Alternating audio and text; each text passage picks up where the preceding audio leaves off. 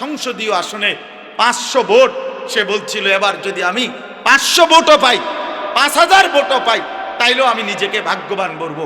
আল্লাহ তাআলা বলে, না হাদি, আমি তোকে 18 কোটি মানুষের ভালোবাসা দিয়ে দিলাম।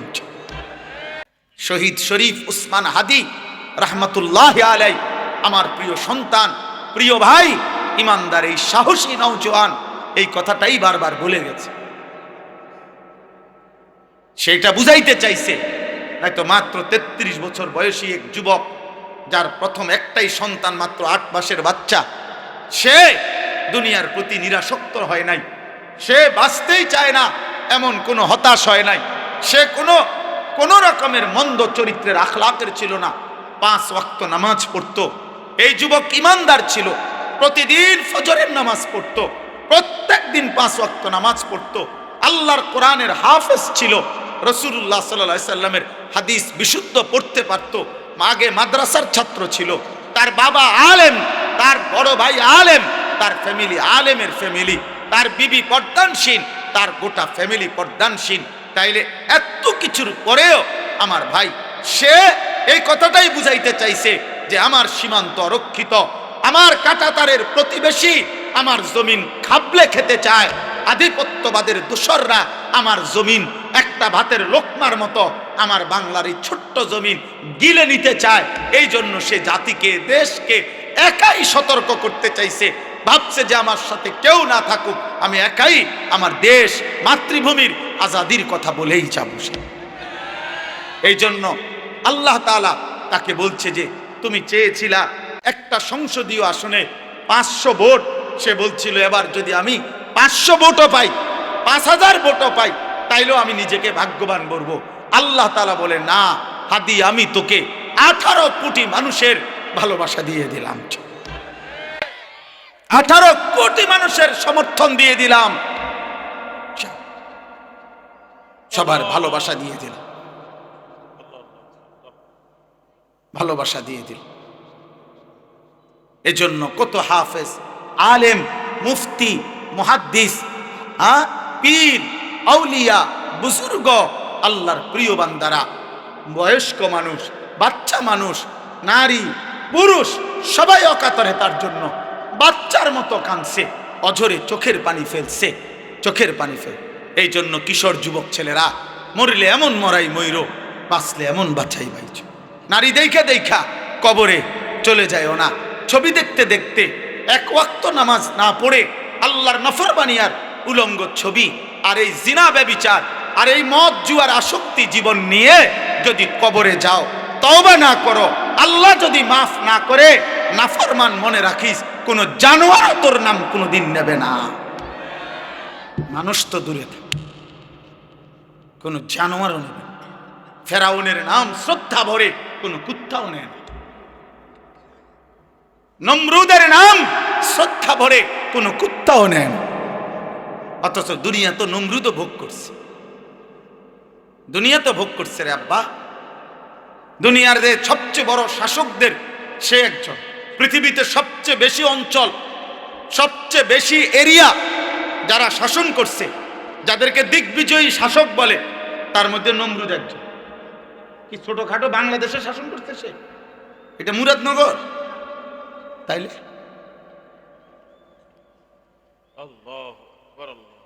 বলে ভাইয়া। কিন্তু আজ তো পৃথিবীর মানুষ কোন কুত্তার নামও রাখে না নমরুদ। পৃথিবীর মানুষ কোন কুত্তার নামও তো রাখে না আবু জাহেল, কোন কুত্তার নামও তো রাখে না আবু লাহাব। রাখে? কিন্তু 1450 বছর আগে এক ছেলে, নিগ্রু, কালো গোলাম, হাবশি গোলাম, কালো মানুষ, গোলাম, কৃতদাস, আল্লাহকে রাজি করে গেছে, রাসূলুল্লাহ সাল্লাল্লাহু আলাইহি সাল্লামের ভালোবাসার হক আদায় করে গেছে। আজ 1450 বছর পরেও লক্ষ কোটি ইমানদারের সন্তানের নাম বেলাল। বেলালের কোনো আঞ্চলিকতা নাই, বেলালের কোনো দেশ নাই, জমিনের সীমানা যে দূর, বেলালের ভালোবাসা। বেলাল কোন অঞ্চলের বলে? বেলালের কোনো সীমানা নাই, বেলালের কোনো কাঁটাতার নাই, বেলাল দিক দিগন্তে। এই জন্য যুবক কেমন হও, আজকে অগণিত ছেলেরা তোমরা এক ওয়াক্ত নামাজ পড়তে মন চায় না। কি জীবন এটা? জানোয়ারের জীবন এটা, মানুষের জীবন না বেটা। সারাদিন বেড়ি চাষ বেটা, অপদার্থ কোথাকার বেটা, আকামলা। এত আকামলা বুঝি মানুষ হয় বেটা? সারাদিন মানুষ বুঝি বেড়ি চায়, পাগল। কথা হইল নাকি বেটা? চুল কতগুলারে শয়তানের মতো, মুশরিক বেঈমানের মতো বানায়। একটা ছাগল বেটা তোদেরকে, যাদের চুল মুশরিকের মতো, তোর সমবয়সী বেটা, কোন সামান্য তোর সামান্য তোর লগে নারী দেখে, ছবি দেখে, নাচ গান দেখে, মুত্তা ফানি লয় না, এরম দুই চারটা অপদার্থ ছাড়া পৃথিবীর মানুষ যদি কোনো ভদ্র বিবেকবান কোন ইজ্জত সম্মানওয়ালা মানুষ যদি তোমাদের এই চুল যেগুলো বেঈমানের মতো রাখছো যদি ভালো বলে থাকে, আমারে জানায়ও, আমি আমার নাম পাল্টায় ফেলবো বেটা, আমার নাম বদলায় দেবো বেটা। কোন বিবেকবান মানুষ বলছে কিনা তোকে যে এটা ভাল লাগতেছে তোকে? তো সামান্য বলতে পারে, এক সামান্য দুই চারজন তোমার লগে যে কয়েকজন চলে, তো দোস্ত সেরকম, দোস্ত তোরে সেরকম লাগতে আছে, তার কলজা খুললা যদি চাইতা যে সেরকম বলতে সে কি বুঝাইতে চাইছে, তো বুঝবা, খবর পাইবা। যদি আলটা করাইতা যে সেরকম বলতে তোমার সে কার মতো বলতে চাইছে, এটার যদি আলটা রিপোর্ট আসে, ইসিজি করে অথবা যদি আলট্রাসোনোগ্রাফি করে, রিপোর্ট আসবে ফুটটা ঘরের মতো,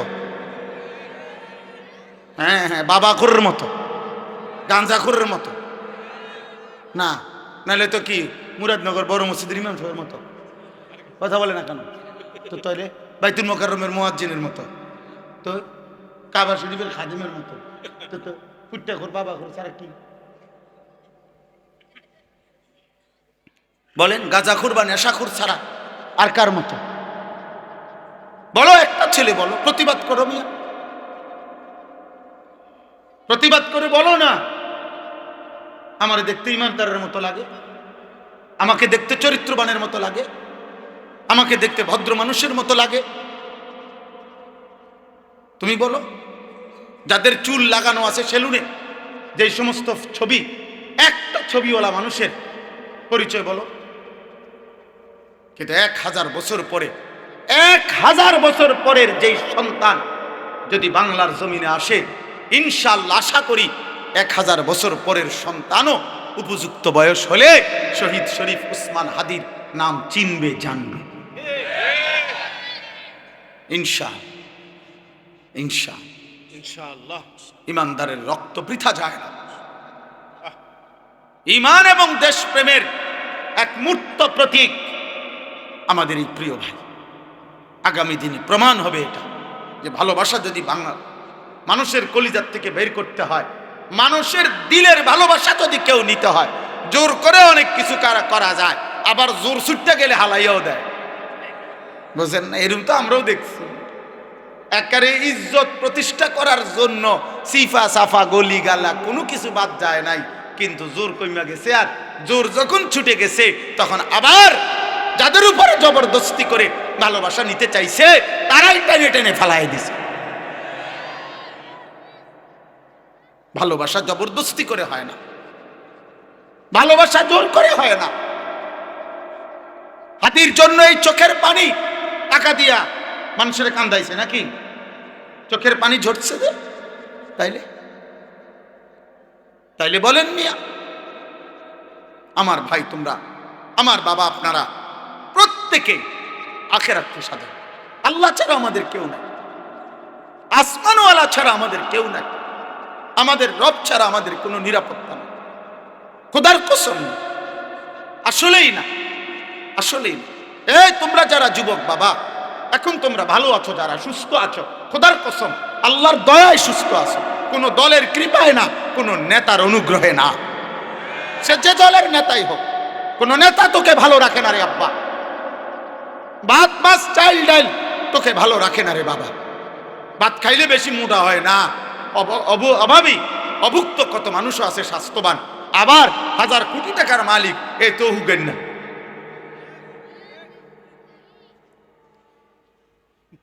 তাহলে এটা কোনো বিষয় না, মূলত ভালো রাখে কে? সুস্থ রাখে কে? নিরাপত্তা দেয় কে? ইজ্জত দেয় কে? এজন্য ফিরতে হবে কার কাছে? ডাকতে হবে কাকে? মানতে হবে কাকে? গোলামি করতে হবে কার? সেজদা দেওয়া উচিত কাকে? আল্লাহ।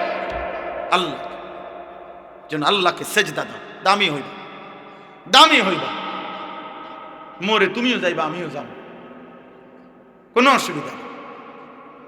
আমি আমার ওই দিনও সেদিন কয়েকজন ইদানিং তো একটু বেশি বলতেছে, সাবধানে থাইকেন, সতর্ক থাইকেন, আর একটু হুঁসঘুস করে কথা কইয়েন, সব ঠিক আছে। আমি বলছি না, কোনো অসুবিধা নেই। গুলি করবে এই তো, গুম করে ফেলবে এই তো, হত্যা করে ফেলবে এই তো, খুন করে ফেলবে এই তো, যে যাই করুক, যে যাই করুক, শেষ পর্যন্ত আমাকে আমার রবের কাছেই ফেরত পাঠাবে, আর আমার রব ইনসাফ করবে।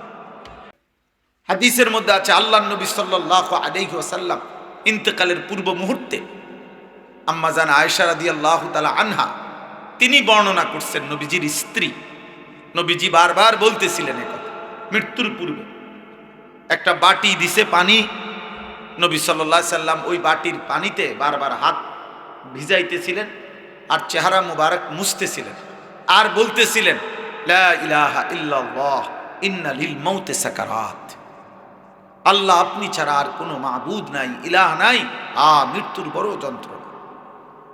এ কথা নবীজি বলতেছিলেন।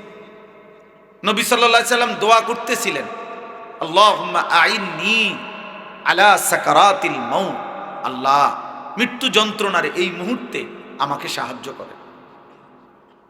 নবীজি বলতেছে, হাদিস বিশুদ্ধ হাদিস, আল্লাহুম্মা হাওয়িন আলাইয়া সাকারাতিল মাউত, নবীজি বলতেছিলেন আল্লাহ আমার মৃত্যু যন্ত্রণা সহজ করে দেন। তাহলে এটা তো তিনি বলতে পারতেছিলেন, কিন্তু পৃথিবীর সাধারণ মানুষ এটা বলতে পারে না, কিন্তু মৃত্যুর যন্ত্রণা হয়, বড় কঠিন যন্ত্র। এক সাহাবী হযরত আমর ইবনুল আস রাদিয়াল্লাহু তাআলা আনহু, ওই ভাই মাঝখানে কথা বলুন, হাসছো না ভাই, যদি কোনো দুষ্টামি বাকি থাকে বাইরে গিয়ে করলে ভালো, বাইরে আলহামদুলিল্লাহ যথেষ্ট জায়গা আছে, যাদের সংবং করা দরকার বাইরে করলে ভালো, দয়া করে ভিতরে ফাজলামি করা যাবে না, আমি এটা পছন্দ করি। মোবাইল টিপবেন, কথা বলবেন, দুষ্টামি করবেন, ধাক্কাধাক্কি করবেন, হাসি মস্কারি করবেন, বুট বাদাম খাবেন, নামনের মতো বেডই তো আজ না শুনলে ভালো, আকামলা মানুষ না শুনলেই ভালো। আমি ব্যক্তিগতভাবে ভোট প্রার্থনার জন্য ওয়াজ করি না, আমার কোনো মার্কা নাই, আমি কোনো মার্কার পক্ষে প্রচারণাও করি না, অতএব আমি কোনো জনসমর্থন খুব বেশি চাই না, ব্যাপক জনসমর্থন আমার দরকার না, দরকার নেই, আমি কিরমু জনসমর্থন দেব, আমার আখেরাত দরকার। আল্লাহ মাফ করলে একজনকে বলার দ্বারাও মাফ করতে পারে, আল্লাহ না মাফ করলে 1 কোটিকে বলার পরেও যদি মাফ না করে তো আর বেল আসেনি, তো আর আমি এটা করবো কি, আমি এটা করবো কি? এই জন্য কোনো খামখেয়ালি করা যাবে, যার খামখেয়ালি করা দরকার চলে গেলে বা কোনো অসুবিধা। আমি 4 জন মানুষের সামনে কত ওয়াজ করছি, 10 জন মানুষের সামনে গড়ির ঘন্টা 4 ঘন্টা ওয়াজ করছি, আজ থেকে কি মনে হয় 200 বছর আগে? তো তাইলে আর কি, বুঝেন নাই কথাটা? এটা কোনো বিষয় না, বিষয় না। এখন মাহফিল বেশি না কম, জনপ্রিয়তা বেশি না কম, এগুলো দিয়ে কি ঘাস কাটবনি? আমার মাহফিল ওই দিকে সব, আজকে 14 গ্রাম ফেনি আমার 2টা মাহফিল আছে, কিন্তু এমন একজন বেজাইল্লা মানুষ আমারে দাওয়াত দিছে যে যার কারণে আসতেছে এই উল্টা জায়গায়। আলহামদুলিল্লাহ 3টার সময় রওনা দিছি কুমিল্লা ক্যান্টনমেন্ট থেকে, মাগরিবের আজান যখন দেয় তখন 30, এরপরে 35 আইলাম। কি বুঝলেন, কি আশাটা আইলাম? হাইটটা আইলে আমার আরো আগে আসে যদি কোনার চাঁড়া দিতাম। চিন্তা করছেন কি জ্যাম, মানে কি অবস্থা, ক্যান্টনমেন্ট থেকে নিয়ে পর্যন্ত হালাতটা এত জঘন্য যে মানে ভাষায় বর্ণনা করার মতো। কংসনগরের কি অবস্থা, দেবিদ্বারের কি অবস্থা, এখানে আপনার ওই যে পিংলাবাড়ির পরে যে দিক দিয়ে রাস্তা, এটার একেবারে মানে সদর বদর অবস্থা, সোজা কোনো কুল কিনারা নাই।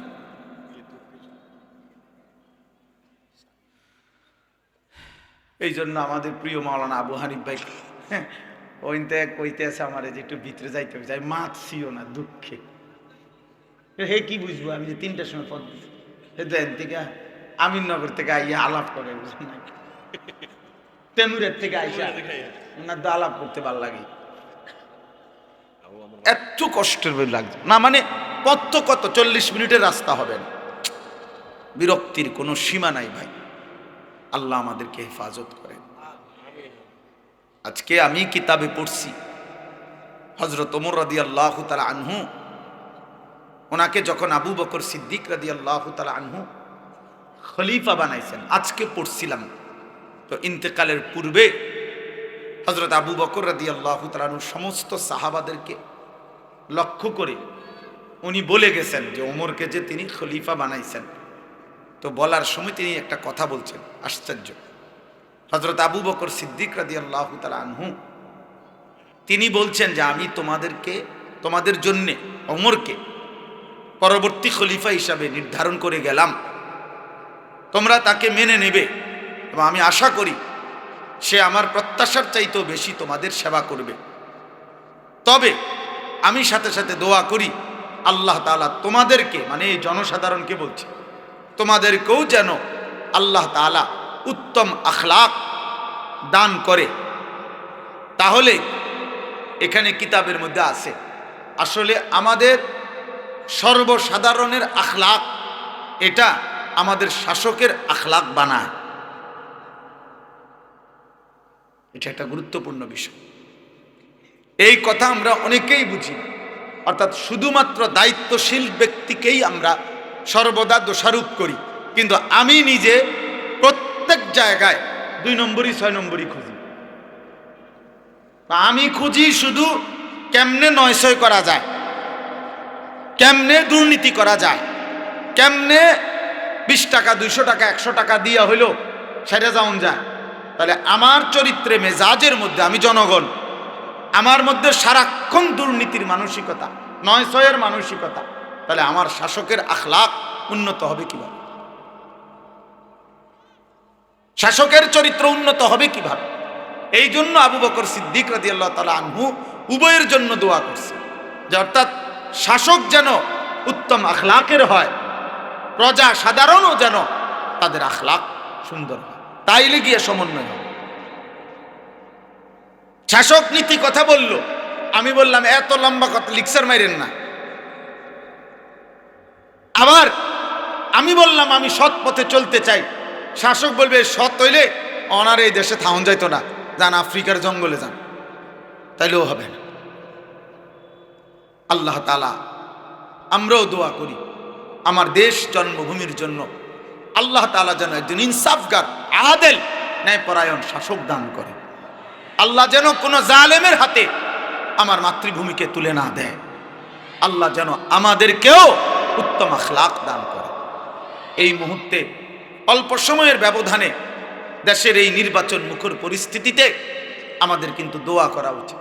ক্যাল গিরিঙ্গি চাইলে হইতো না, ক্যাল গুড়ি চাইলে হইতো না, সব কিছু গুড়ি দিয়া হয় না। অনেক কিছু অনেকেই, আমি প্রায় বলি এ কথা, আমার ছোট্ট বুঝ এটা, আমি রাজনীতি বুঝি কম, বাকি এতটুকু বুঝি যে আল্লাহ তাআলা যদি কারোর থেকে নিরাপত্তা সরায় নেয়, তাহলে বাস্তবতা হলো কেউ 30 বছরে এ চালাকি কইরা কৌশল কইরা বহুত কিছু কইরা যে দূর আগায়, আর আল্লাহ যদি নিরাপত্তা সরায় নেয় তাহলে 10 মিনিটে 1 ঘন্টায় তার 30 বছরের প্ল্যানিং তছনছ হয়ে যায়। এই জন্য পৃথিবীতে কোনো কালে ইহুদি, খ্রিস্টান, নাস্তিক, মুরতাদ, আল্লাহ দ্রোহী দুশ্মন চূড়ান্তভাবে মুসলমানদের উপরে বিজয় কোনোদিনও পারে না। কারণ 100 বছর ষড়যন্ত্র করে তারা যে দূর আগাইছে, রবের এক ফয়সালা, আসমানি গজব, আল্লাহর গজব, একদিনে তারা 100 বছর আবার পিছায় দিছে। আমাদের দেশে তো বলে এরকম ফেস লাগিয়ে গেলে, পিছিয়ে গেলে আবার ফইলাতে, মানে আরো একটা কথা কয় গ্রাম্য কথা যে থুকু ফইলাতে আবার আগেরটা বাদ। আবার প্রথমতে এই বেঈমানদের ষড়যন্ত্র এমন,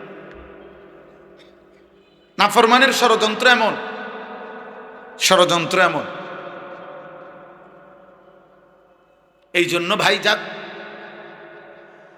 তো বলতেছিলাম যে একজন বিখ্যাত সাহাবী আমর ইবনুল আস, এই ওনার কথা থেকে চলে গেছিলাম। আমর ইবনুল আস রাদিয়াল্লাহু তাআলা আনহু অনেক বড় সাহাবী ছিলেন, মিশর বিজেতা। সাহাবাদের মধ্যে উচ্চ মাপের সেনাপতি যারা ছিলেন, যোদ্ধা, তার মধ্যে উনি একজন, এবং অত্যন্ত বিচক্ষণ মানুষ ছিলেন। আমর ইবনুল আস বীর যোদ্ধা ছিলেন সাহাবাদের মধ্যে। তো এই সাহাবী ওনার মৃত্যুর সময় ওনার ছেলেও সাহাবী হযরত আব্দুল্লাহ ইবনে আমর ইবনুল আস রাদিয়াল্লাহু তাআলা আনহু ইন্তেকালের পূর্ব মুহূর্তে যখন এই সাকরাতুল মাউত শুরু হয়েছে, তখন ওনার ছেলে সাহাবী, ওনার আব্বা সাহাবীকে জিজ্ঞেস করছে, আব্বা এই মুহূর্তে আপনি কি বলতে পারবেন কিনা আপনার মৃত্যু যন্ত্রণা কেমন মনে হচ্ছে? তখন আমর ইবনুল আস রাদিয়াল্লাহু তাআলা আনহু তিনটা কথা বলছে। এই কথাটা শুনেন মনোযোগ, ছেলেরা বাবা তোমরাও শোনো। মৃত্যুর মুহূর্তে ওই যে আমি আযাবের ব্যাখ্যা দিচ্ছিলাম, যে আমর ইবনুল আস রাদিয়াল্লাহু তাআলা আনহু বলেন, তিনটা কথা বলছে যে বাবা, প্রথম কথা হলো মৃত্যু যন্ত্রণাটা আমার কাছে কেমন মনে হচ্ছে। এক, আমার মনে হচ্ছে আসমানটা জমিনের উপরে ভাঙ্গা পড়ছে, আর আমি আমর ইবনে আস আসমান ও জমিনের মাঝখানে চ্যাপ্টা হয়ে গেছে। দুই, আমার মনে হচ্ছে পৃথিবীর সবগুলো পাহাড়, খোদার কসম বাবা, মৃত্যু যন্ত্রণার এই মুহূর্তে, আজরাইল জান কবজ করার এই পূর্ব মুহূর্তে আমার মনে হচ্ছে কান্না জিবালাদ দুনিয়া আলা সাদরি, এই জগতের সবগুলো পাহাড় একসাথে আমার বুকের উপরে চাপ দিয়ে রাখছে। ওয়া কান্নি আতানাফাসু মিন সাকবিল ইবরা, আর আমি যেন সুইয়ের ছিদ্র দিয়ে আমার শেষ একটু একটু নিঃশ্বাস বের হইতেছে। আর তিন নাম্বার, তিনি বলছেন আমার মনে হচ্ছে যেন একেবারে কাঁটাদার, মানে পুরা ডাল একদম বিষাক্ত কাঁটা, এই বিষাক্ত কাঁটাওয়ালা বড় ডাল গাছের আমার পেটের মধ্যে যেন এমনভাবে চাপ দিয়া টান দিছে যেন আমার সবকিছু ছিঁড়ে বিড়ে যাইতেছে। এই হলো সাকরাতুল মউত, মৃত্যুর যন্ত্র। তো ওই বলতেছিলাম, আল্লাহ যে বলছে বান্দা আযাব মানে মৃত্যু আসার আগে আগেই এনাবাত আমার দিকে ঝুঁকে পড়ো, আমার দিকে আইসা পড়ো। তো বলতেছিলাম আমাদের হেদায়েত দরকার বেশি। আজ আমরা মনে করি আরো তো লম্বা সময় বাকি। আরে ভাইয়া, যদি লম্বা সময় না পান, আর অথবা লম্বা সময় পাইলেন কিন্তু লম্বা সময় ধোকায় খাইয়া রইলেন, বয়স তো ঠিক আছে 70, তা আপনি তো লম্বা সময় পাইছেন কিন্তু এখনো যে বিড়ি খান। বয়স তো 70, হায়াত তো লম্বা পাইছেন, কিন্তু 70 বছর বয়সেও আপনি যে নিকৃষ্ট গালি দেন কথায় কথায়।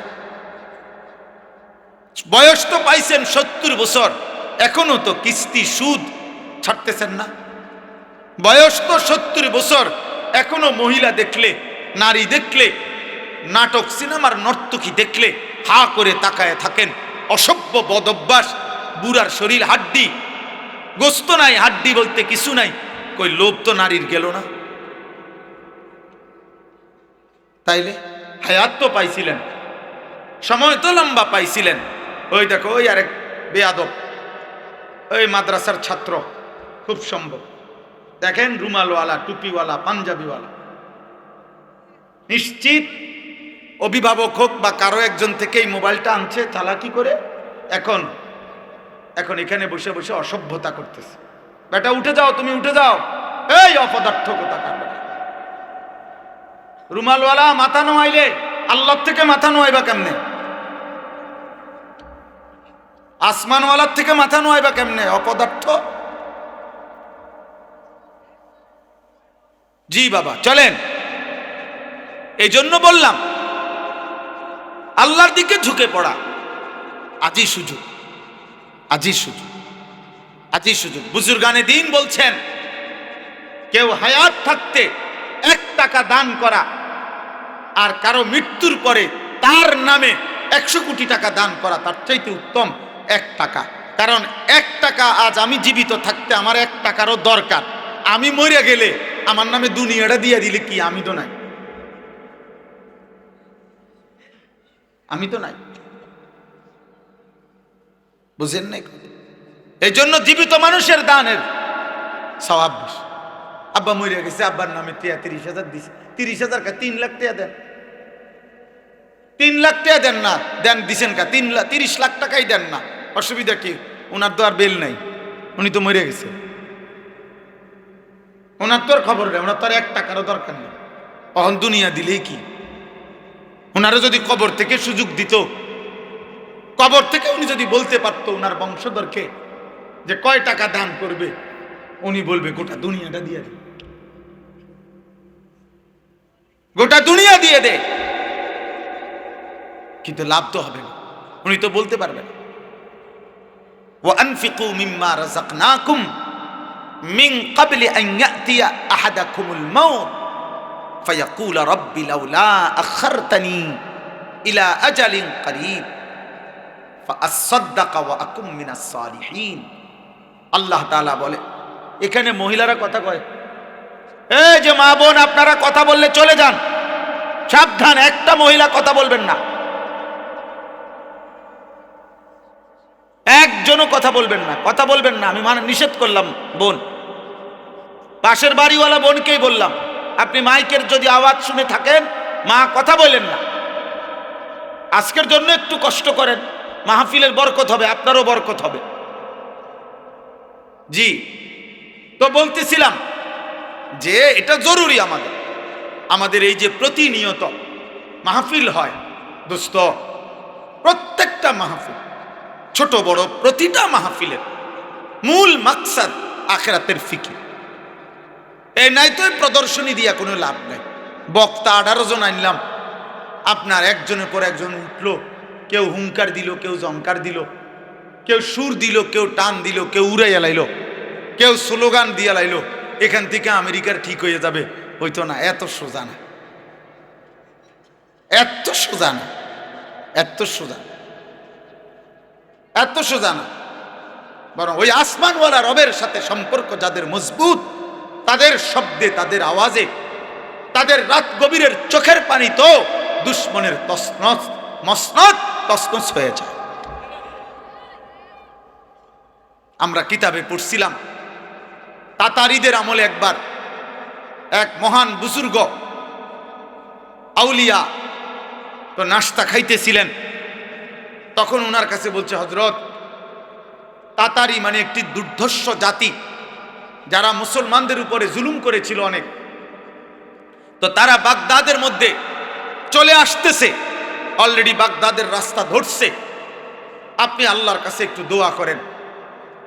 তখন ওই হযরত আপনার ওনার সামনে যেই পানির গ্লাস ছিল, গ্লাসটা যেখানে ছিল, উনি শুধু ওই গ্লাসটা হাতে নিয়ে ওইখান থেকে এখানে আরেক দিকে সরাই দিছে, এই শুধু এই দূর করে, আবার আর কোনো কিছু বলেনি।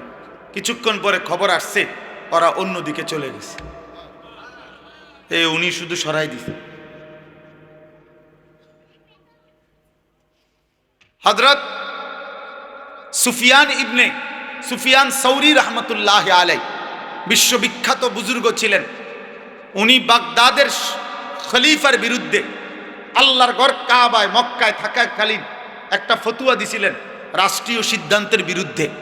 তো বাগদাদের খলিফা তখন রওনা দিছে, বাগদাদ থেকে মক্কায় আসবে, আয়েশা সশরীরে সুফিয়ান সৌরিকে শাস্তি দিবে, বিচার করবে।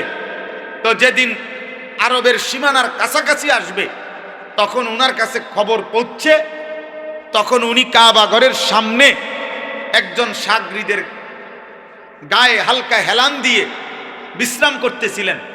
ঠিক এই সময় কেউ একজন আয়েশা বলছে, হযরত, আপনার বিরুদ্ধে বিচারের উদ্দেশ্যে বাগদাদ থেকে খলিফা কাছাকাছি চলে আসছে, উনি নিজে আয়েশা আপনাকে বলছে মক্কায় বিচার করবে আপনার, আপনি সরকারের রাষ্ট্রের এই সিদ্ধান্তের বিরুদ্ধে ফতুয়া দিলেন কেন? হযরত সুফিয়ান সৌরি উঠছে, উইঠা আল্লাহর ঘরের গিলাফ ধরছে, গিলাফ ধরে এই মহান বুজুর্গ শুধু আল্লাহকে বলছে, আল্লাহ ও যদি মক্কার সীমানায় ঢুকে তা আপনার সাথে আমার আর কোনো বন্ধুত্ব থাকবে না, কথা হবে না। কই আবার শুয়ে গেছে। তো মক্কার সীমানার আগে থাকতেই সে ঘোড়ার পিঠ থেকে পড়ে মারা গেছে, আর ঢুকতে পারে না। আল্লাহকে বলে দিছে যে ও ভিতরে যেন না ঢুকে। হ্যাঁ হ্যাঁ, গাজী সালাউদ্দিন আইয়ুবী রাহমাতুল্লাহ আলাইহির জীবনীতে আছে, আমি নিজে পড়ছি। খ্রিস্টান বাহিনী, ক্রুসেড বাহিনী যুদ্ধ করার জন্য তো তারা তো নদী পথে জাহাজে চলে আসছে কাছাকাছি। হঠাৎ এমন সময় যে প্রস্তুতি ওনার পূর্ণ হয় নাই, সারা রাত্রভর চোখের পানি ফেলছে। আল্লাহর ঘর মসজিদে ফজরের ওয়াক্তে খবর আসছে খ্রিস্টান বাহিনীর জাহাজ ডুবে গেছে, আর পারে ভিড়তে পারে না।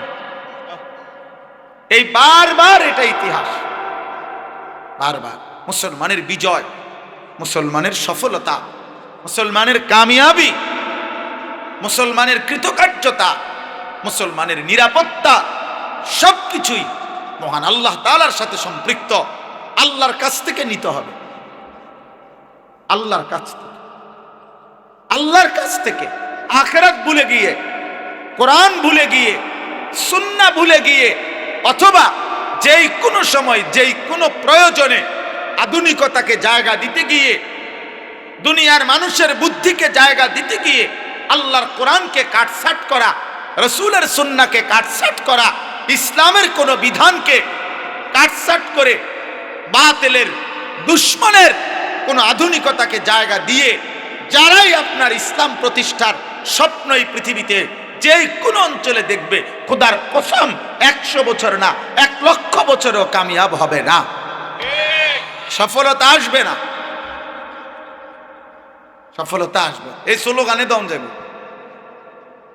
এই হুঙ্কারে দম যাবে, হুঁশিয়ার সাবধান, উড়াইলাম মুসুরালাম এই ডিপ করতে আমিও বালা জানি।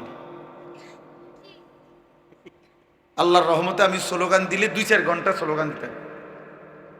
আমার তো মনে আছে, জি জি, আমি ছোটবেলায় স্লোগান দিতে অভ্যস্ত ছিল। এই কয়দিন আগেও স্লোগান দিছি।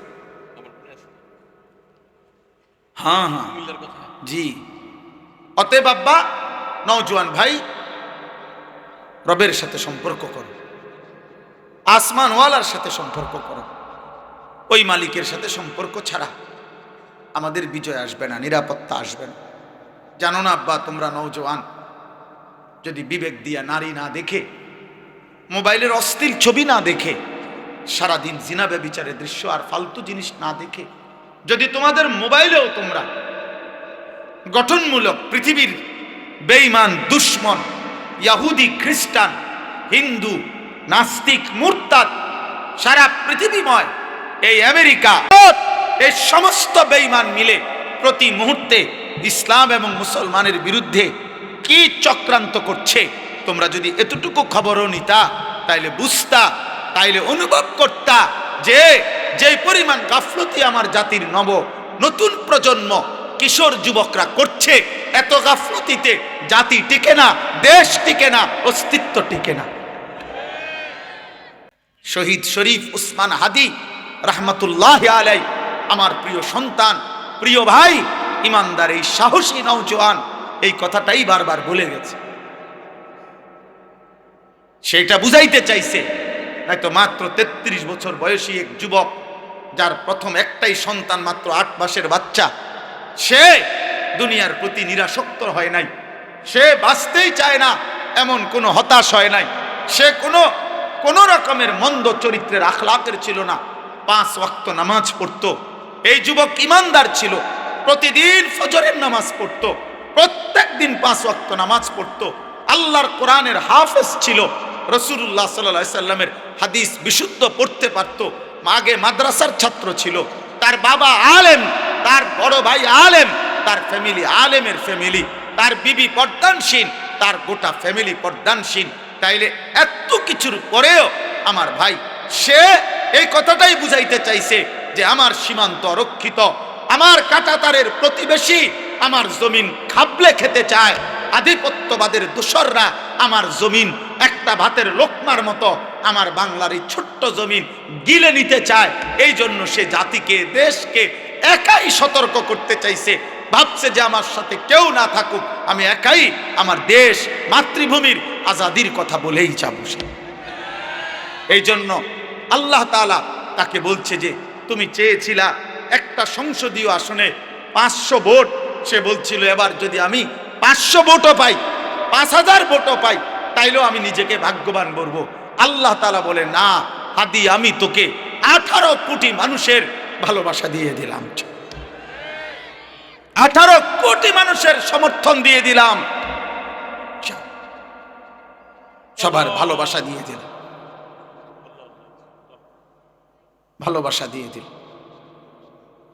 এজন্য কত হাফেজ, আলেম, মুফতি, মুহাদ্দিস, পীর, আউলিয়া, বুজুর্গ, আল্লাহর প্রিয় বান্দারা, বয়স্ক মানুষ, বাচ্চা মানুষ, নারী, পুরুষ সবাই অকাতরে তার জন্য বাচ্চার মতো কাঁদছে, অঝরে চোখের পানি ফেলছে, চোখের পানি ফেল।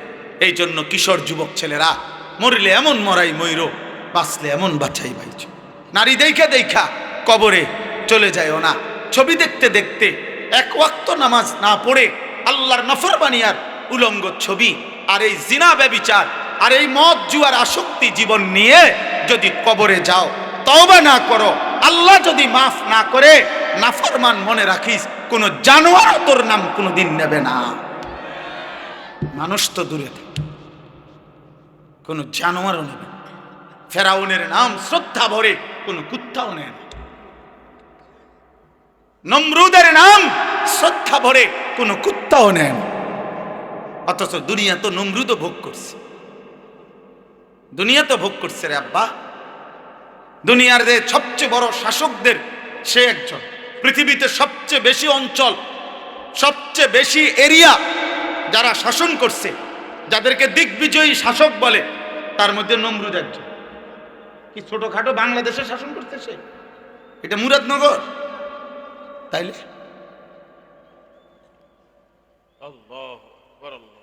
বলে ভাইয়া। কিন্তু আজ তো পৃথিবীর মানুষ কোন কুত্তার নামও রাখে না নমরুদ। পৃথিবীর মানুষ কোন কুত্তার নামও তো রাখে না আবু জাহেল, কোন কুত্তার নামও তো রাখে না আবু লাহাব। রাখে? কিন্তু 1450 বছর আগে এক ছেলে, নিগ্রু, কালো গোলাম, হাবশি গোলাম, কালো মানুষ, গোলাম কৃতদাস, আল্লাহকে রাজি করে গেছে, রাসূলুল্লাহ সাল্লাল্লাহু আলাইহি সাল্লামের ভালোবাসার হক আদায় করে গেছে। আজ 1450 বছর পরেও লক্ষ কোটি ইমানদারের সন্তানের নাম বেলাল।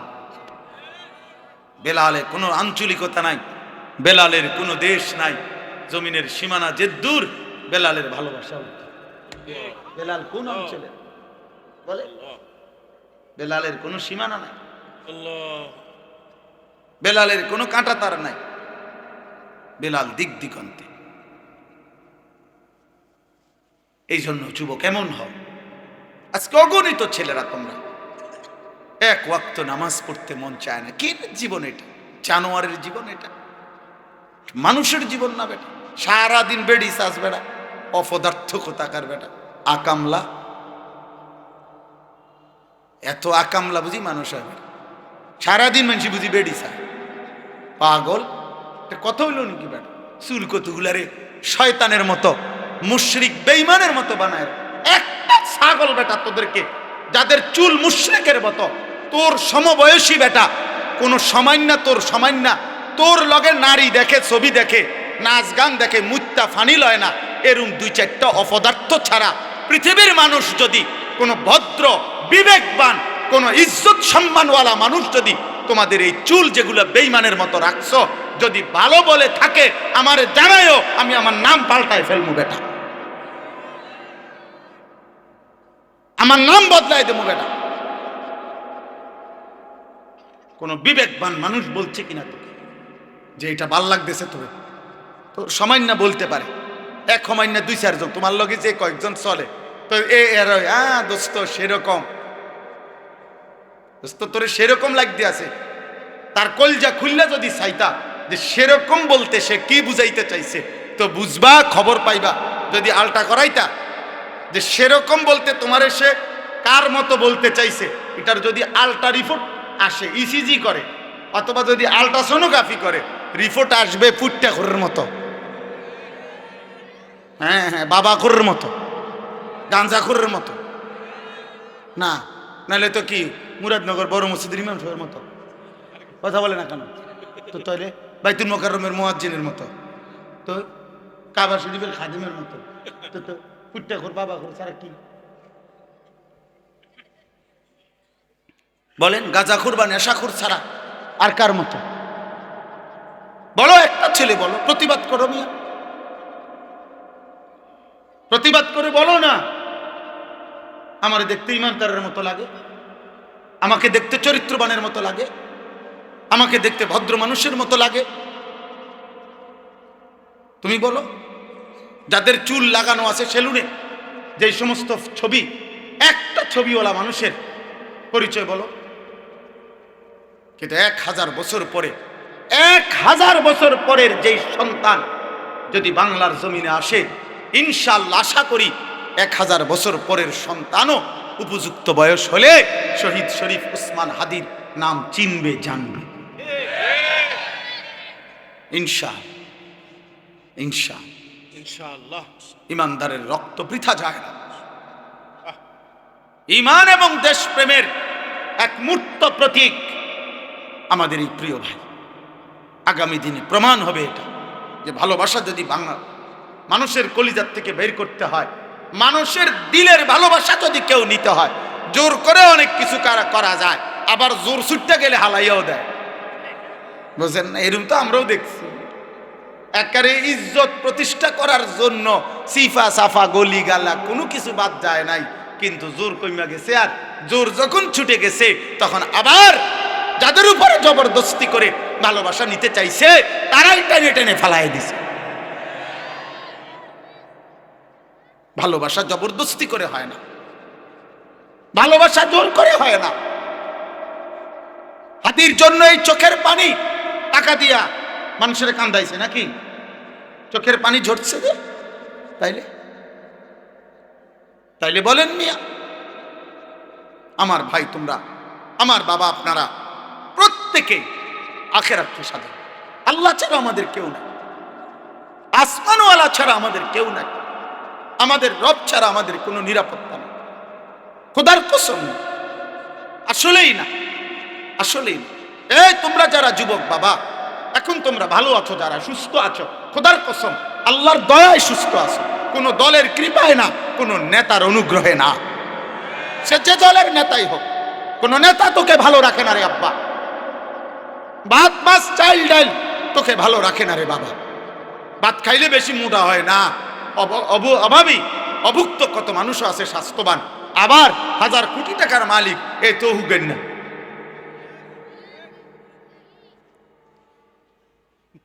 তাহলে এটা কোনো বিষয় না মূলত ভালো রাখে কে সুস্থ রাখে কে নিরাপত্তা দেয় কে ইজ্জত দেয় কে এজন্য ফিরতে হবে কার কাছে ডাকতে হবে কাকে মানতে হবে কাকে গোলামি করতে হবে কার সেজদা দেওয়া উচিত কাকে আল্লাহ আল্লাহ যেন আল্লাহকে সেজদা দাও দামি হইবা মোরে তুমিও যাইবা আমিও যাব কোনো অসুবিধা নেই আমি আমার ওই দিনও সেদিন কয়েকজন ইদানিং তো একটু বেশি বলতেছে সাবধানে থাইকেন সতর্ক থাইকেন আর একটু হুঁসঘুস করে কথা কইয়েন সব ঠিক আছে আমি বলছি না কোনো অসুবিধা নেই গুলি করবে এই তো গুম করে ফেলবে এই তো হত্যা করে ফেলবে এই তো খুন করে ফেলবে এই তো যে যাই করুক শেষ পর্যন্ত আমাকে আমার রবের কাছেই ফেরত পাঠাবে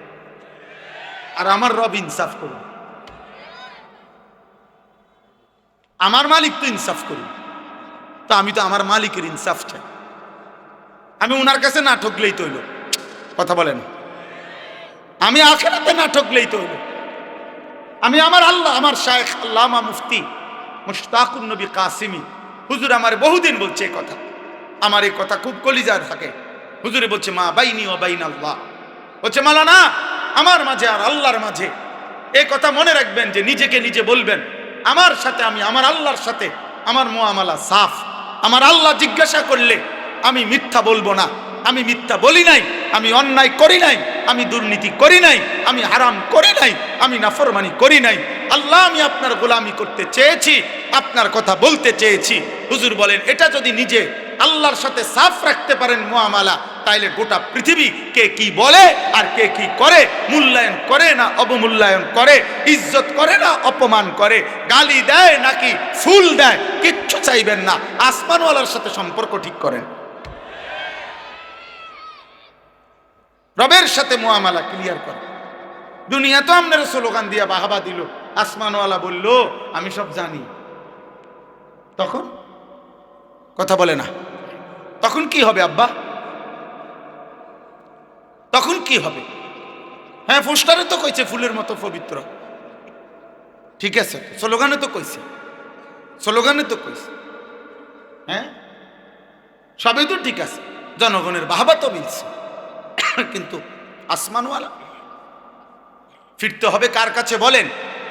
আল্লাহ, আখিরাত আল্লাহর কাছে, আল্লাহর কাছে। চলেন ভাই, অতএব আমি আপনাদের কাছে এতটুকু বললাম, যে আয়াতগুলো পড়ছি এই আয়াতগুলো একটা সংক্ষেপ এবার তর্জমা বলি। একটা সংক্ষেপ তর্জমা বলার আগে একটা ছোট্ট কথা বললেই সবটা অর্থ বুঝতে সুবিধা হবে। আমাদের প্রিয় নবী সাল্লাল্লাহু আলাইহি ওয়াসাল্লাম মক্কা থেকে মদিনায় হিজরত করার আগে, খুব সংক্ষেপে বলতেছি, সাহাবায়ে কেরামকে এক হিজরতের আগে মদিনায় যাওয়ার আগে ইসিনিয়া হাবাসা আফ্রিকার একটি অঞ্চল, সেখানে আল্লাহ নবী সাল্লাল্লাহু আলাইহি সাল্লাম সাহাবায়ে কেরামকে মক্কাবাসীর জুলুমের নির্যাতনের অত্যাচারে ওনাদেরকে হিজরত করাইয়া ওইখানে পাঠাইছিলেন। বলছিলেন নিজেদের ঈমান জান মাল ইজ্জত বাঁচাবার জন্য। তো ওই জায়গাটার নাম হলো আবিসিনিয়া হাবাসা। তো ওইখানে যখন সর্বোচ্চ দুইবারে সর্বোচ্চ ৭২ জন থেকে ৭৪ জনের মতো সাহাবী সেখানে গেছিলেন। তো এই ৭২ জন এবং ৭৪ জন সাহাবীরা প্রতিনিয়ত ওই হাবাসা, ওরা খ্রিস্টান ছিল, ওদের বাদশাহ নাজ্জাশী সেও খ্রিস্টানই ছিল, তাদের কাছে আল্লাহর কালেমার দাওয়াত দিছে, কোরআন পড়ে শুনাইছে, এবং ওই বাদশাহ নাজ্জাশী এবং তার দরবারের গুরুত্বপূর্ণ কিছু ব্যক্তি কালেমা পড়ছে। সুবহানাল্লাহ। এই হাবাসার আবিসিনিয়ার কিছু লোক, এর মধ্যে রাসূলুল্লাহ সাল্লাল্লাহু আলাইহি সাল্লাম মক্কা থেকে মদিনায় হিজরত করে গেছে। হিজরতের ৭ম বছর, কথা কক, ছোট মিয়া আব্বা কথা কইও না, কথা তোমরা আরো সময় আইব, রাহো সম্মান করো, একটা হাসি দিচ্ছে, আল্লাহ কবুল করে।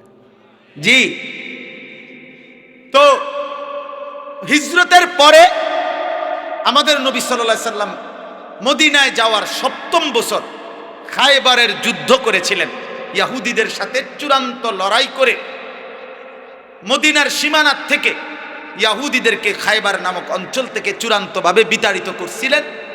এই খায়বারের যুদ্ধ যখন শেষ অবস্থায়, তখন ওই আবিসিনিয়া থেকে সাহাবায়ে কেরাম যারা এতদিন যাবৎ ওইখানে ছিল, ওনারা চূড়ান্তভাবে আবিসিনিয়া ছেড়ে মদিনায় চলে আসছেন। এতদিন যারা ওইখানে ছিল, তো ওনারা যে আসছেন মদিনায় ফিরে, ওনাদের সাথে আবিসিনিয়ারও কিছু লোক ওই অঞ্চলে যারা খ্রিস্টান থেকে মুসলমান হয়েছে, ওনারাও নবীজির সাথে সাক্ষাতের জন্য মদিনায় আসছেন। আসার পরে তারা দুইটা প্রস্তাব দিছে, দুইটা কথা বলছে আর কি নবীজির সামনে এসে। এক নাম্বার বলছে, ইয়া রাসূলুল্লাহ, হে নবী মুহাম্মদ, ইতিপূর্বে আমরা ইনজিল কিতাবে বিশ্বাসী ছিলাম, ঈসা নবীর উপরে বিশ্বাসী ছিলাম, এবং ঈসা নবীর উপরেও আমরা মূল যেই বিশ্বাস, মানে বাদশাহ নাজ্জাশীর আকীদা ছিল, মুসলমানদের কোরআন ঈসা আলাইহিস সালামের ব্যাপারে যা বলছে, ঈসা নবী ঠিক তাই ছিল। কথা বুঝছেন কিনা? অর্থাৎ শিরকি আকীদা ছিল না তাদের। তো বলছে যে আমরা ঈসা নবীর অনুসারী যখন ছিলাম তখনও আমরা তাওহীদ, আল্লাহর একত্ববাদকে মানতাম।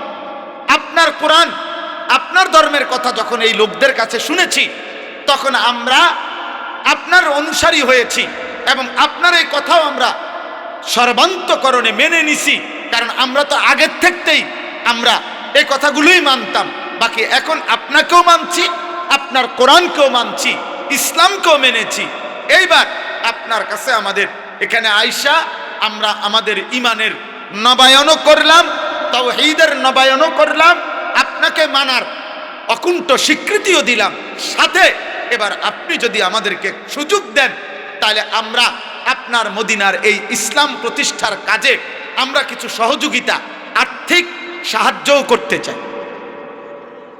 তো আল্লাহ তাআলা তাদের এই আর্থিক সাহায্য, তাদের পূর্ব থেকেই তাদের আগের ধর্মের পূর্ণ বিশ্বাস, আমাদের নবীরও পূর্ণ গ্রহণ, এই কথা একসাথ করে আল্লাহ এই আয়াতগুলোতে তাদের প্রশংসা করে আল্লাহ বলছেন, আমি আল্লাহ ওয়াদা দিলাম এমন ইমানদার যারা আগেও তাওহীদ মানছে, আগের ধর্মের মধ্যে থাইকা এখন আমার নবীকেও গ্রহণ করছে, কোরআনকেও গ্রহণ করছে, আমি তাদেরকে প্রত্যেক আমলের বদলায় দ্বিগুণ দ্বিগুণ নেকি দিতে থাকব।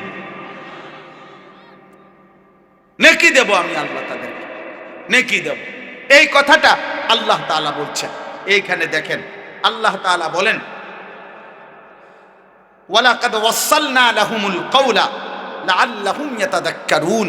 আল্লাহ তাআলা বলেন, আমি আল্লাহ আমার কথা, আমার বাক্য, আমার যেই বক্তব্য, আল্লাহ পাক বলেন আমি সেই কথাগুলো ওয়াসালনা বারংবার পুনরাবৃত্তি করেছি, বারবার নাজিল করেছি, বারবার একই কথা আমি আল্লাহ বলতে চেয়েছি। আল্লাহ তাআলা তাওহীদের কথা বারবার বলছেন কোরআনে যে লা ইলাহা ইল্লাল্লাহ, লা ইলাহা ইল্লাল্লাহ। আল্লাহর রিসালাতের কথা, রাসূলকে মানো, ইবাদত করো, রাসূলের সব কথা শোনো, এই কথা বারবার কোরআনে বলছেন। 3 নম্বর আখিরাত, আখিরাতের কথা, কবর হবে, মৃত্যু হবে, হাসর হবে, মিজান হবে, ফুলসিরাত হবে, জান্নাত হবে, জাহান্নাম হবে, এই কথা পুরা কোরআনের মধ্যে একবার, কথা বলে না, 2 বার, বারবার। কয়বার? বারবার। রাসূলুল্লাহ সাল্লাল্লাহু আলাইহি সাল্লামকে মেনে নেওয়া, নবী যত ইবাদত আমলের কথা বলছে এগুলো কোরআনে শুধু একবার, বারবার। আল্লাহর প্রতি ঈমান, বিশুদ্ধ নির্ভেজাল একত্ববাদ, এটা আল্লাহ কি একবার বলছে? বারবার। এই ওয়াসালনা শব্দের অর্থ এটা। আল্লাহ বলেন, তাফসীরের মধ্যে আছে তাওসিল মানে একটি রশিকে মজবুত করার জন্য আরো রশি, আরো রশি, একটার পর একটা 10টা রশি, 20টা রশি এটার সাথে লাগাইয়া এটারে পেঁচানো, শক্ত করা, মজবুত করা, টাইট করা, এটারে বলা হয় ওয়াসালনা, তাওসিল। তো আল্লাহ বলেন আমার এক একটা কথাকে আমি মজবুত করার জন্য বারংবার নাজিল করেছি, বারংবার, লাআল্লাহুম ইয়াতাযাক্কারুন, যেন আমার বান্দারা উপদেশ গ্রহণ করতে পারে। এই জন্য দোস্ত, এই কথার প্রথম কথা এটা, যুবক ভাই, কিশোর ভাই, বয়স্ক বাবা, পর্দার আড়ালের মা বোন, আল্লাহর কথাগুলো ইমাম সাহেব বলছে, মুয়াজ্জিন সাহেব বলছে, আলেম বলছে, পীর বলছে, বুজুর্গ বলছে, ওয়াইজ বলছে, বক্তা বলছে, একটা আজান দোস্তরে তোমার হায়াতে শুধু একবার যদি আজান দিত, তুমি বলতে আমি একদিন কোন টাইমে আজান দিছে আমি হতাতা ছিলাম, একটা পোস্টার লাগাইছে এটা 15 দিন আসিল, এরপরে কুয়াশায় ঝরা পড়ে গেছে, আমি আর দেখছি না। আল্লাহ বলে না বান্দা, আজান তো আমি বারবার শুনাইছি, কোরআনের কথাগুলো তো আমি বারবার শুনাইছি, আমার রসুলের কথা বারবার শুনাইছি, ওলামায়ে কেরামের জবান দিয়া জাহান্নামের কথা, আখিরাতের কথা, কবরের কথা আমি বারবার বলাইছি। আমি চেয়েছি এ কথা কমপক্ষে যে আচ্ছা একবার ফেলে দিলা, 2 বার ফেলে দিলা, তোমার তো বিবেকে আশা ছিল, এত ভালো মানুষরা, এত নেককার মানুষরা বারংবার 1450 বছর ধরে যেহেতু বারবার বারবার বারবার বলছে, এ কারণেও তো তোমার কলিজার ভিতরে এটা আসার কথা যে কথাগুলো সত্য, কথাগুলো ঠিক, নইলে এতবার বলে কেন? তাইলেও তো আমল করা উচিত। আমি আল্লাহ মনে করছিলাম তুমি উপদেশ নিবা, আমল করবা, কিন্তু তুমি নাফরমান। আমি আল্লাহর এতবারের কথা, এত লক্ষ কথা, আমার রসুলের এত কথা সবই প্রত্যাখ্যান করিলা। তোমার মতো নিকৃষ্ট গাদ্দার আর কে হইতে পারে? এই জন্য একজন যুবক, তুমি বলো আব্বা, গত ৩৬৫ দিনে কোনো দিন যে 5 ওয়াক্ত নামাজ পড়ো নাই, আল্লাহর কথা তুমি এই পর্যন্ত কতবার প্রত্যাখ্যান করবে? ইয়া আল্লাহ, তুমি কি বলবে আল্লাহর কাছে? বলো ভাই। এই যে এখন খেয়াল করো যে কতগুলো মসজিদ থেকে আজান হইতেছে, তাহলে এক এক ওয়াক্ত নামাজের যে যেখানেই থাকুক, বাজারে থাকুক, ঘরে থাকুক, নানার বাড়ি থাকুক, শ্বশুর বাড়ি থাকুক, বাপের বাড়ি থাকুক, বেড়াইতে থাকুক, সবখানেই তো আজান হচ্ছে, হচ্ছে না? তাইলে তুমি কি যুক্তি দিবেন বলেন? বেনামাজি কি বলবে? নাফরমান কি বলবে? কেন আল্লাহ আপনার কথা শুনতে পারলাম না, কেন মানি নাই? আহা, কোনো জবাব হবে, কোনো জবাব হবে না, কোনো জবাব না। আল্লাহ আমাদেরকে বুঝ দান করে। এজন্য প্রিয় ভাই নওজোয়ান, আমি প্রত্যেক দিনে কথা বড় মনের কষ্টেরে বলি যে যেই কপাল সেজদা দেয় না, যে মুসলমান পরিচয় থাকার পরেও নামাজ পড়ে না, বিশ্বাস করো আমার কেন জানি তারে মানুষের বাচ্চা মনে হয় না। আমি তাকে মানুষ মনে করি, আমার দৃষ্টিতে ওইটা জানো। যদি উপযুক্ত তথ্য প্রমাণ দিয়ে প্রমাণ দিতে হয় তো ইনশাআল্লাহ আশা করি পারব, কোরআন সুন্নাহর দলিল দিয়ে। আমি তাকে মানুষ মনে করি। বেনামাজিকে আমার কাছে মানুষ মনে হয়, বেনামাজিকে আমার কাছে জানোয়ার মনে হয়, চতুষ্পদ জন্তু মনে হয়। আমার মনে হয় এক জানোয়ার যেভাবে বুঝছে জীবন মানে খাওয়া, পেশাব, পায়খানা, ঘুম, লজ্জাস্থানের চাহিদা পূরণ, এই নাফরমানও এটাই বুঝছে, এটাই বুঝছে। সে জীবনের এর চাইতে বেশি কিছু বোঝে না, এ জীবনের কোনো অর্থই বোঝে না, সে মানুষ পরিচয়ের কোনো সার্থকতাই বোঝে না। সে শুধু এতটুকুই বুঝছে চাহিদা পূরণ হইতেছে, পেশাবে ধরছে পেশাব করছে, পায়খানা ধরছে পায়খানা করছে, টেহার দরকার পয়সা কামাই করছে, হালাল না হারাম, সুদ না কিস্তি, আরে বাদ দে, টেহার দরকার, নারী দেখা দরকার বেটা, মোবাইলে পারস, রাস্তাত পারস, টেলিভিশনে পারস, রাইতে পারস, দিনে পারস, ছবিত পারস, নিজের মোবাইলে পারস, অন্যের মোবাইলে পারস, উলঙ্গ ছবি দেখা দরকার, নর্তকী দেখা দরকার, কিসের আবার হালাল হারাম বেটা? থো বেটা, আহ, এ তো জানোয়ারে রাখলো, এ তো জানোয়ারে রাখলো। যে মনে করে জীবন মানেই হচ্ছে চাহিদা পূরণ, চাহিদা পূরণ। ওয়ালাকাদ ওয়াসালনা লাহুমুল কাওলা লাআল্লাহুম ইয়াতাযাক্কারুন। আল্লাহ বলবে, বান্দা বলো না আমি আমার এক একটা কথা কি পরিমাণ বলেছি, কতবার বলেছি বান্দা, আমার মতো মালিকের এতবারের কথা। একটা মা যদি তার সন্তানকে 100 বার ডাক দেয়, এরপরও কি সে ডাকে সাড়া দিবে না? একটা বাবা যদি তার সন্তানকে 100 বার ডাক দেয়, তো সে কি তবুও সাড়া দেবে না? তো একজন মালিক আল্লাহ 365 দিনে ফজরের নামাজের জন্য কমপক্ষে 365 বার তো ডাক দিছে, জোহরের নামাজের জন্য 365 বার তো ডাক দিছে, আসরের জন্য 365 বার ডাক দিছে। তা আল্লাহ যদি বলে আমি 365 বার ডাক দিলাম, একবারও সাড়া দিলা না, আফসোস ছাড়ার কিছু তখন? আল্লাহ আমাদেরকে বুঝ দান করে। আল্লাযীনা আতাইনাহুমুল কিতাবা মিন ক্বাবলিহি হুম বিহি ইউমিনুন।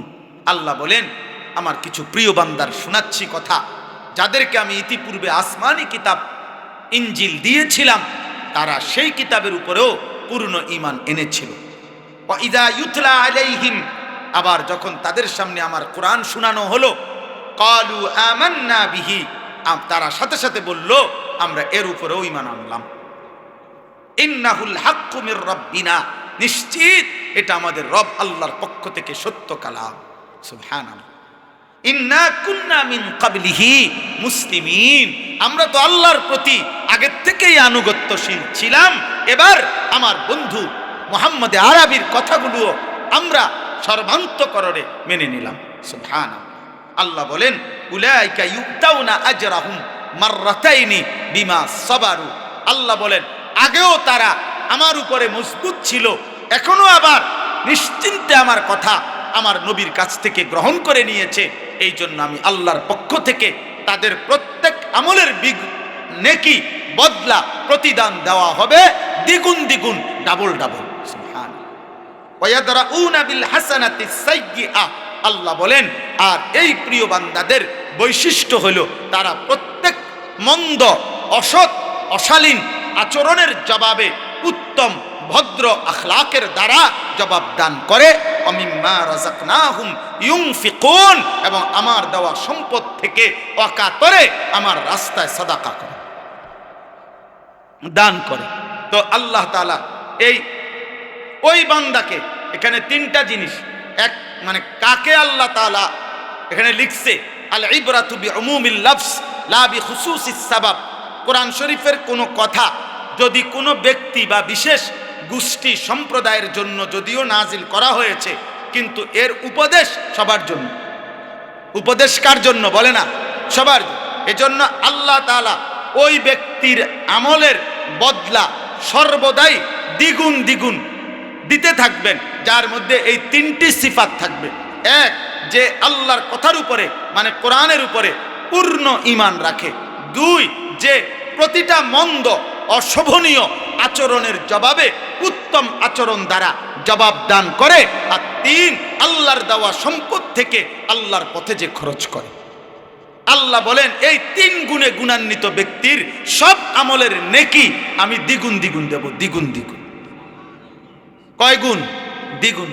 বারবার বারবার বারবার, ডাবল ডাবল ডাবল ডাবল। নারীদের ব্যাপারে কোরআন শরীফে আল্লাহ বলছে, কোরআনুল কারীমের মধ্যে আছে ওমান ইয়াকনুত মিনকুন্না লিল্লাহি ওয়া রাসূলি ওয়া তা'মাল সালিহান নু'তিহা আজরাহা মাররাতাইন।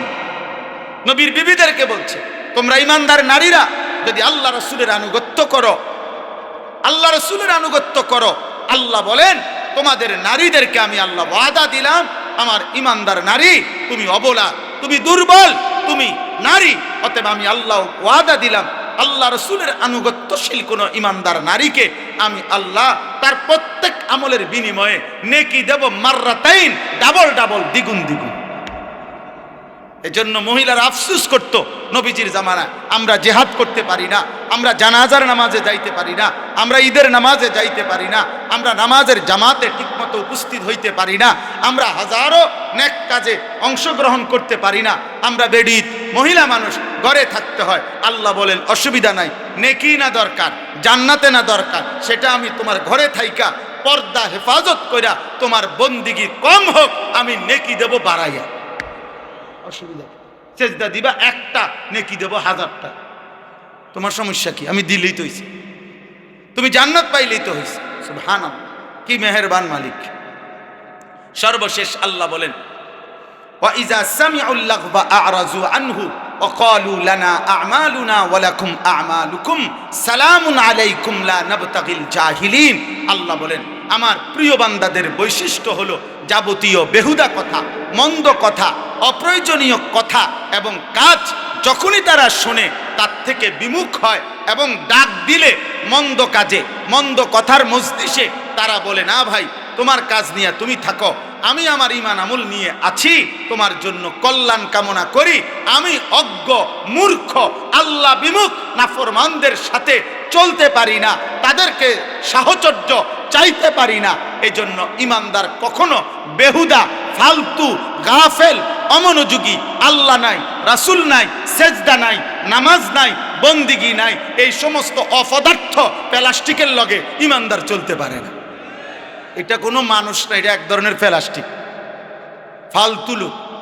এই জন্য যুবক তোমাদেরকে বলি বেটা, যার সাথে চললে ফিরে 8 ঘন্টা 10 ঘন্টা আড্ডা দেওয়ার পরে নাফরমান একবারও আল্লাহর নাম নেয় নাই, ওই কোনো বন্ধু না, ওই শয়তান ছাড়া আর কিছু না। সারাক্ষণ সারাক্ষণ একবার হাসে, একবার লাথি দেয়, একবার চুল টান দেয়, একবার শার্ট ধরে লাথি দেয়, একবার ঘুষি দিয়া লায়, একবার বেডির কথা কয়, একবার উলঙ্গ ছবি কথা। আমার ফাগলে কি লাফাই কিত্ত, ফালাই কিত্ত, হাসে কিত্ত, খবরও নেই, কি করে না। এই সমস্ত ইয়াং ছেলে আড্ডা দেয় যে দেখবেন কি করে, আপনি শুধু একটু তামসা চাইয়েন দূরের থেকে, করেটা কি, করে কি? এটা নিয়ে আড্ডা বেড়া, তারে লাথি দন এটা নিয়ে একটা মজা হইলো, তারে ঘুষি দন বুঝি একটা মজা হইলো। কিরে ঘুষি দিলে? কেমনে দিছি? আমরা ফ্রেন্ড, তো ফ্রেন্ডের বুঝি মানুষে ঘুষি দেয়, আহাম্মক, সে আমার ফ্রেন্ড, তো ফ্রেন্ডকে বুঝি মানুষ উলঙ্গ ছবি দেখায়, তো তুই তোর ফ্রেন্ড হয়ে, বন্ধু হয়ে তার এত বড় ক্ষতি করলি, তার বেটা জাহান্নামের রাস্তায় নিয়ে গেলি। এটা কিসের বন্ধু? তুই তো শয়তান বেটা, তুই তো জালেম বেটা। আল্লাহ তাআলা বলেন, হে নবী, আমি আল্লাহ তো বলছি, আপনার মাধ্যমে বলাচ্ছি, তবে মনে রাখেন পরিবর্তন, হেদায়েত, জীবনের কাঙ্ক্ষিত রাস্তা, জাহান্নাম থেকে বাঁচা, জান্নাতে যাওয়া, আমার বন্দিগি করার তৌফিক, সব কিছুর তৌফিক, সমস্ত হেদায়েত আপনার হাতে না। আপনি চাইলে দিতে পারবেন না, আপনি বলেন, আপনি মেহনত করেন, আপনি বলতে থাকেন ইন্নাকা লা তাহদি মান আহবাবতা, আপনি চাইলে হেদায়েত দিতে পারবেন না, ওয়ালাকিন্নাল্লাহা ইয়াহদি মান ইয়াশা। পরিবর্তন, হেদায়েত, আখিরাতমুখী জীবন, নামাজমুখী জীবন, জান্নাতমুখী জীবন, সব কিছু আমি আল্লাহ যাকে চাই আমি দিয়ে থাকি। এই জন্য ভাই, প্রধান বক্তা, বিশেষ বক্তা, সাংঘাতিক বক্তা, অল্প বক্তা, মারাত্মক বক্তা, ভয়ঙ্কর বক্তা, যত বক্তাই হাফেজ আমিনুল ইসলাম আনুক, পরিবর্তন কারো হাতে না, হাফেজ আমিনের হাতেও না, আনিসুর রহমানের হাতেও না, আমজাদ হোসাইনের হাতেও না, কারো হাতে না, আসমানওয়ালা রবের হাতে। পরিবর্তন কার হাতে? ফয়সালা আল্লাহর হাতে। আল্লাহ ওয়াহুয়া আ'লামু বিল মুহতাদিন, তিনি একমাত্র জানেন হেদায়েত পাবে কি, জাহান্নাম থেকে বাঁচবে কি, জান্নাতি হবে কি। এজন্য আল্লাহর দিকে না ফিরলে কোনো উপায় নেই। আল্লাহ আমাদেরকে তৌফিক দান করেন, আল্লাহ আপনাদেরকে কবুল করে নেন। এই জন্য আজকে দুই কথা হইল। এক কথা হইল আমরা প্রত্যেকে আল্লাহর বারংবার কথা, একই কথা, এই কথাগুলো আমাদের ইনসাফের দাবি, আল্লাহর কথার প্রতি আন্তরিক হওয়া। আল্লাহ তৌফিক দান করেন। আমি 2 মিনিট, আর 2 মিনিট আপনাদের কাছে আমার 2 মিনিটের আবদার, সেটা হলো আমার প্রিয় ভাই হাফেজ মাওলানা আমিনুল ইসলাম সাহেব, ওনার এই মাহফিলে আমি গত বছরও আসছি। এই মাদ্রাসা মহব্বত করে, আন্তরিকতা নিয়ে শুরু করছেন। আমি আপনাদের